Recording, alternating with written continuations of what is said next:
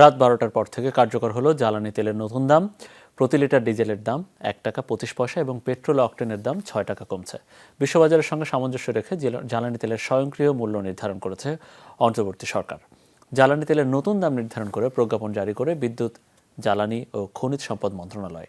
এতে প্রতি litre diesel ও কেরোসিনের দাম 106 টাকা 75 পয়সা থেকে কমে হয়েছে 105 টাকা 50 পয়সা, আর পেট্রোলের নতুন দাম প্রতি লিটার 127 টাকা থেকে কমে হয়েছে 121 টাকা।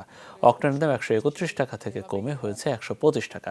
রাতে নতুন দামে জ্বালানি নিতে আসা ক্রেতারা জানান, জ্বালানি তেলের দাম কমায় দ্রব্যমূল্যের ঊর্ধ্বগতি বাজারে কিছুটা হলেও সাশ্রয় হবে। পাশাপাশি ডিজেল, পেট্রোল, অকটেনের দাম কিছুটা কমায় স্বস্তি প্রকাশ করেন তারা।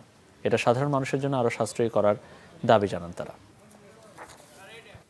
আগে হঠাৎ করে দাম বেড়ে গেছিল, এখন একটু কমেছে, তার জন্য আমাদের জন্য ভালো, কারণ আমাদের সাশ্রয়ী হবে।